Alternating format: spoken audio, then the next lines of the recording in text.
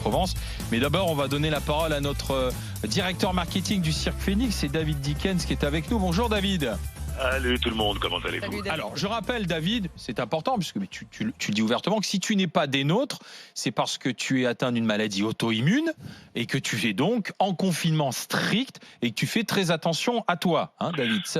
Absolument, oui, absolument, un confinement strict. On a vu ces derniers jours que les personnes en réanimation sont des quinquagénaires et tous atteints de maladies chroniques comme la mienne.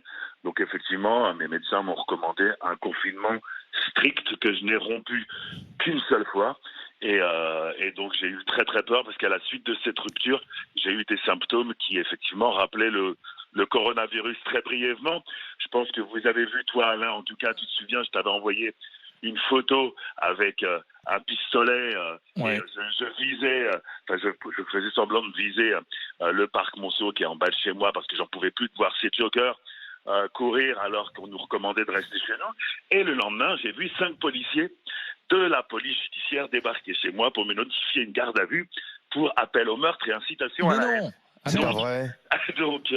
Donc voilà, donc j'ai dû aller à la police judiciaire du 17e arrondissement et c'est à ce moment-là que j'ai rompu mon confinement et que j'ai commencé à avoir les premiers symptômes après. Ah, Mais d'accord. qui t'a balancé? C'est les réseaux sociaux. C'est pas toi, on m'a dit que c'était toi, Olivier. Moi, j'ai pas reçu la photo, moi.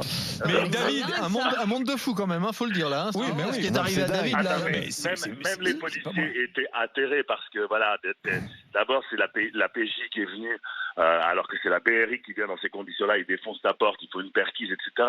Là c'est la PJ qui est venue parce qu'ils savaient que j'étais pas un terroriste ni un meurtrier. Ils ont du temps à perdre, hein, quand même. Eh ben, ils m'ont dit, nous on n'attendait pas sur ce genre de choses-là, on a d'autres choses à foutre que ça.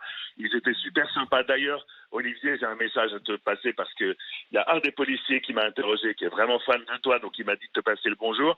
Donc je pense qu'ils écoutent aujourd'hui, ils verront que c'est fait. Eh bien, Et on voilà, salue. après cet épisode de garde à vue absolument inutile, mais c'est pour dire comment se passent les choses sur les réseaux sociaux, j'ai commencé à avoir 38,2 de fièvre très régulièrement, avec des violentes douleurs à la tête, nausées, etc. Donc j'ai appelé SOS Médecins qui, compte tenu du fait que je suis vacciné contre la grippe saisonnière, m'a prescrit le test immédiatement parce que, vous le savez aussi, j'ai ma belle-sœur qui vit avec moi en ce moment, qui est confinée chez moi en ce moment et qui est sous chimiothérapie. Donc voilà, là j'ai 2 personnes de plus de 70 ans, mon profil immunodépressif, Ouais. l'exposition, donc j'ai pu avoir ce test qui est quand même quelque chose de très impressionnant. Comment ça s'est passé alors ce test? Donc tu as dû ressortir de chez toi pour passer le test. Et Alors, comment ça s'est passé? En combien de temps as-tu eu les résultats alors? Ah ben en fait j'ai fait... D'ailleurs, tu as eu quoi comme résultat? Positif ou négatif? Négatif. T'as pas le Covid, c'est une bonne, Non, une j'ai bonne pas chose. le Covid, même D'accord. si notre ami Jimmy m'a dit oui, tu sais, t'es peut-être un faux Jimmy négatif Mohamed. parce que Ouais. peut-être un faux négatif parce qu'il y a 30% de négatifs qui en réalité sont positifs. Je dis merci l'ami, tu me rassures. Ah oui, c'est avec le prélèvement nasal, c'est ça? Absolument, ouais, ce qu'on appelle le PCR. En fait, c'est le laboratoire Bioétoile de l'avenue Victor Hugo, qui est un laboratoire vraiment de pointe. Donc, je suppose qu'il dispose de tout le matériel, des révélateurs et tout ça pour réaliser ces tests. Donc, moi, le SOS médecin m'a fait la prescription vendredi. J'ai été testé samedi matin. J'ai eu les résultats dimanche matin. Et alors, combien de temps ça prend le test? Ça prend 5 minutes. C'est très désagréable parce qu'on t'enfonce une tige de 2,50 mètres dans les narines. Donc c'est vraiment très désagréable parce qu'ils vont tout au fond. J'ai envoyé des photos, je ne sais pas si vous les avez eues, mais ça se fait sur le bord du trottoir, sur l'avenue Victor Hugo. Tu as l'infirmière qui te prélève, qui est totalement habillée de 2 blouses, masques, des gants, etc. Les voitures se mettent en file indienne selon l'heure du rendez-vous qui t'a été donné, parce qu'ils ne veulent pas que les gens sortent de la voiture pour pratiquer le test. Moi, je suis en trottinette, donc effectivement, ils ont fait une exception.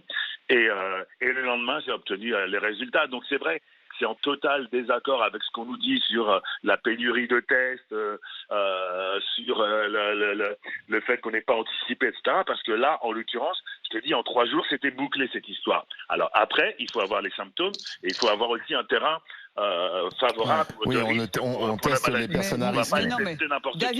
David, tu peux être asymptomatique, être avec quelqu'un qui est à risque, Voilà. et c'est pareil, tu n'as pas besoin d'avoir des symptômes pour accéder au test, parce que si tu es asymptomatique, tu peux contaminer d'autres personnes, et notamment des gens qui vivent avec toi et qui sont fragiles.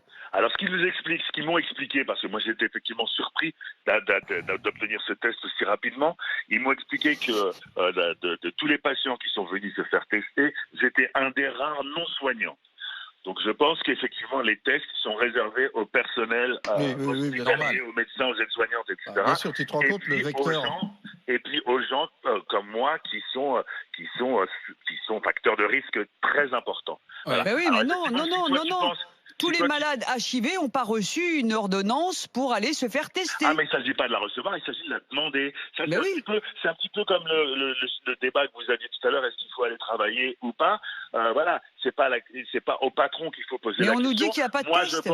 Moi, je pense que si. Si, il y en a, mais pas pour tout le monde. Si effectivement tu as le sentiment que dans ton secteur d'activité, dans ton activité, tu cours un risque pour ta santé ou pour celle de tes proches, tu n'y vas pas. Et on n'a jamais vu au prud'homme un salarié exerçant son droit de retrait perdre une affaire au prud'homme. Faut le justifier, quoi.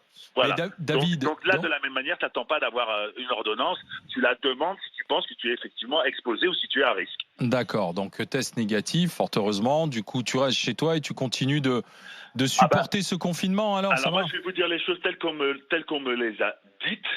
Qu'aujourd'hui, tout ce qui nous a été dit sur les seniors qui sont touchés, sur les jeunes qui ne le sont pas, sur le pic dont on ne sait pas qui va arriver, tout ça, moi, on m'a dit que ça, c'était des conneries. Aujourd'hui, véritablement, et à partir d'aujourd'hui, véritablement, il faut de plus en plus rester chez toi, plus qu'on ne l'a fait jusqu'à présent, parce que le pic est là et on va arriver à une hécatombe si on ne prend pas conscience de ça. La légèreté qu'on a pu avoir par le passé par rapport à ce Covid-19, on ne peut plus l'avoir par rapport à aujourd'hui. Le pic était à Saint-Denis il y a quelques jours, il est sur l'Île-de-France aujourd'hui. Ça va être une hécatombe si on ne reste pas strictement chez soi. Oui. Donc tous les prétextes consistant à contourner un petit peu les obligations de confinement, elles sont... D'accord. Le pic... Aujourd'hui, il faut rester chez soi. Merci David.